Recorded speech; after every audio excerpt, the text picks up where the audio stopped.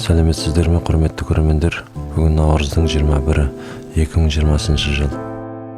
Әлемдік коронавирустық мәліметтерден хабардар болыңыздар. Қазірге дейін 166 мемлекетте коронавирус табылды. Коронавируспен әлем бойынша 275.429 адам жұғымдалған. 11.397 адам қайтыс болған. 88.250 адам қазірге жағдайы жақсы. Коронавируспен жұғымдалған алдыңғы 5 орынды айта кетейін. Бірінші Қытай, 81.281 адам жұғымдалған.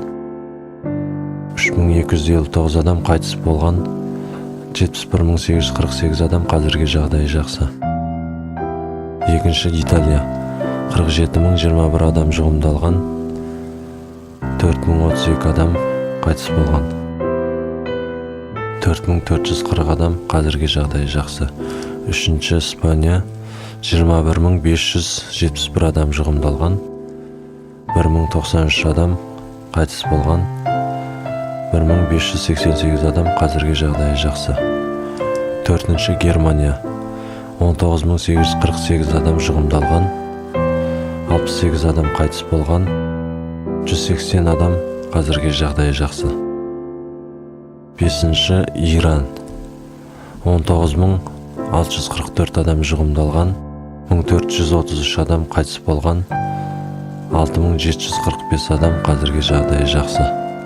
Ал әлемдік ақпарат бойынша еліміз Қазақстанда 49 адам жұғымдалған, 3 адам қайтыс болды деп көрсетіп тұр.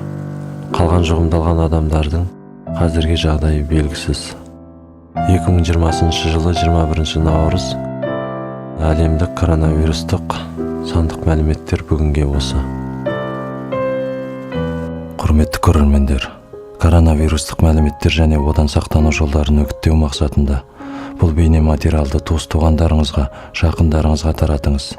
Каналға жазылып қоңырау белгісін бассаңыз, әлемдік ең жаңа коронавирустық ақпараттардан хабардар бола аласыз.